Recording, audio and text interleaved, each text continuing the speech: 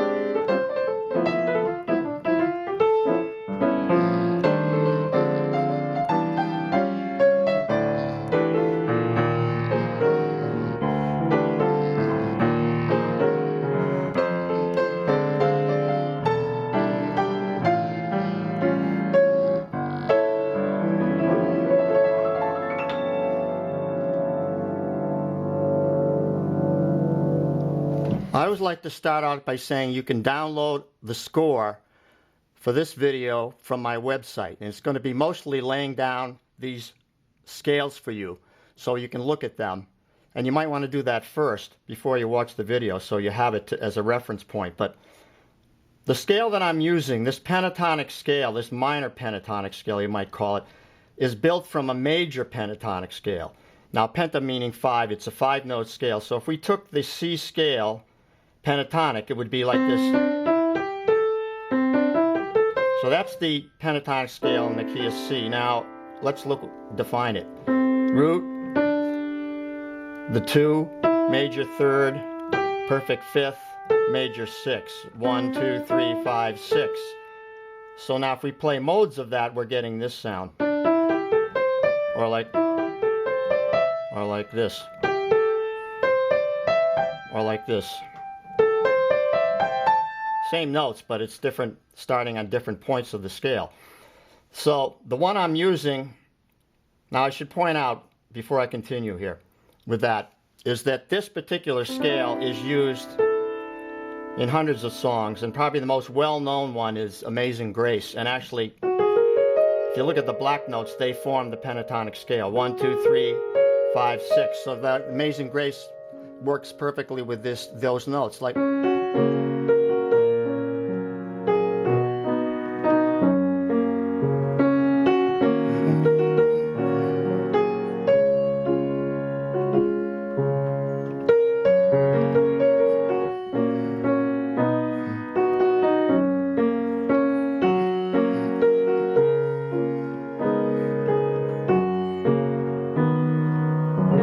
See how that works perfectly. So now we're going to get into these various types of pentatonic scales, the minor scales. Now because this is a fourth voicing that I'm using, I'm not really, until I get to there, you don't really hear the minor third in the chord. So now this particular scale works really well. That one. Sounds like a Japanese scale, really, like Japanese pentatonic, but now it's derived from the C major, as you can see, the C major pentatonic, but it's the second mode of it. Now what I do is define it according to the D scale now, D major. So it's the root, the second, the fourth, the fifth, the flat 7, and the root. So that's your scale, and that's the one I use the most, I think. But the other one I could use would be built on an F major pentatonic scale, which is this one. So 1, 2, 3, 5, 6 again. Now let's take the fifth mode of that. 1, 2, 3, 4, 5, starting on a D now. So now you would have this.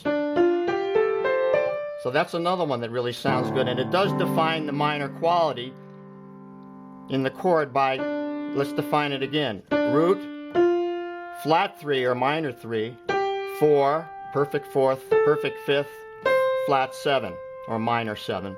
So now you have that one. So that's a nice sounding one.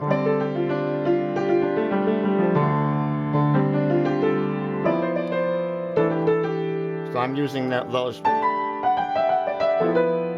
Now I use different variations of these. I'll get into those. Continuing, I want to mention that this solo that I played in this particular video is available as a download on my website. So you might want to download that and look at it before you continue. But also I have on that sheet the pentatonic scales that I'm using and how they're used in a variety of different ways. But the main thing I want you to understand in this video is the two pentatonic scales that are central to this video, which are the Dorian one based on the C major pentatonic, and then the minor one based on the F major pentatonic. So the C major pentatonic, the second step of it would be, you know, like Ionian Dorian, the second mode, and it would be this scale. So it's that one there. You can see how it fits the fourth voicing perfectly.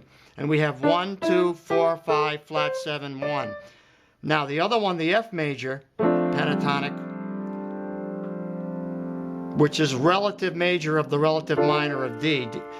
D minor is relative minor of F. So now we're looking at the minor pentatonic built on an F major pentatonic scale. That goes like this. Now this particular scale, 1, flat 3, 4, 5, flat 7, is the basis for hundreds of songs, including Amazing Grace, which I played earlier, and also the song Summertime, like this. Uses all the notes of that scale. Now it goes to here. This is the one alteration which has to fit the 5 chord, right? We need some tension, so we're going to change things there. But now, back to D minor. Right? Right?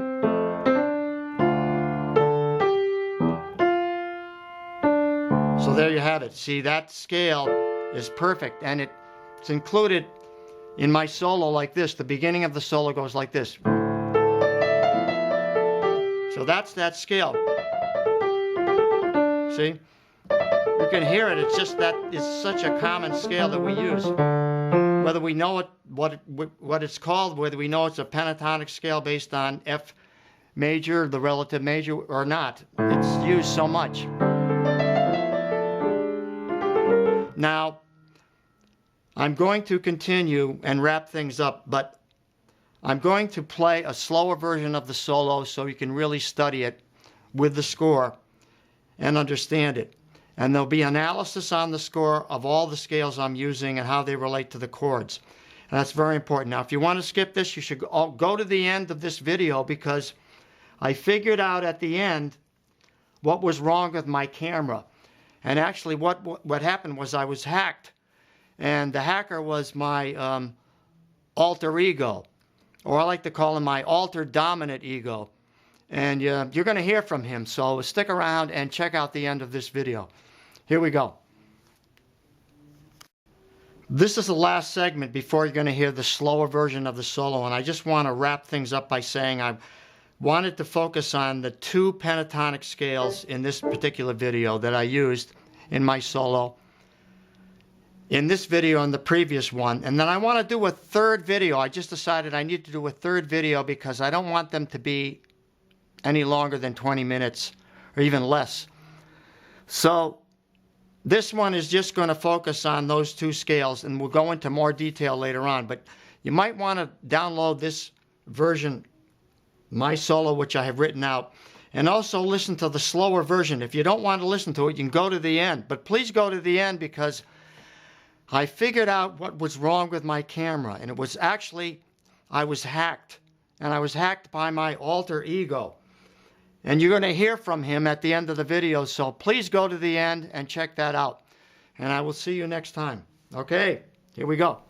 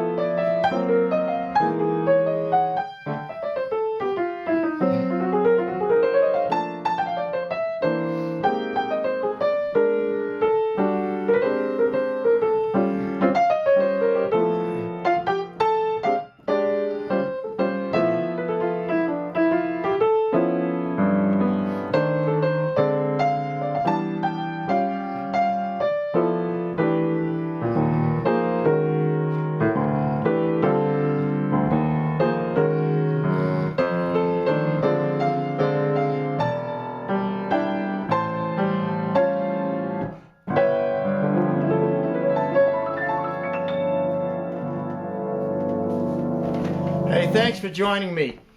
Now, you remember all that weird stuff that was going on at the beginning of my video here tonight? Well, I took the camera apart. I thought it was something wrong with the camera. I found out that my alter ego was in there, and he's kind of like wants to hang out. He hacked my show. He hacked my channel here, and now he's trying to take over, and he's trying to, you know, tell you something about me or what I'm doing wrong or what I'm doing right. You know, like how you self-analyze. Anyway, he caught me. He caught me. Yeah, he's too clever. You know what I'm talking about. This guy thinks he's the cat's pajamas, like he's got all the answers, you know. I'm trying to keep him at bay and let you know what's really going on here, you know. So if you're learning from this guy, you know, you better check me out. I've got it happening over here, brother. All right, so like I'm going to tell you some things about him that you don't know. Okay, I really have to apologize for this guy invading our show here. You know, I'm trying to do a good thing. I love you guys out there for watching me. I'm trying to tell you things. And I got a guy invading here trying to, you know, psychoanalyze me and so on. But I guess we're all stuck with this kind of person, or what do you call it, a conscience or whatever, your alter ego. I'm going to call it my altered dominant ego. All right, how's that? Anyway, we might have to deal with this guy for a while until we figure out how to get rid of him. But until then, I will say to you, thanks so much for hanging in there with me, and thanks so much for all your comments. And swing loose. We'll see you next time. Bye-bye.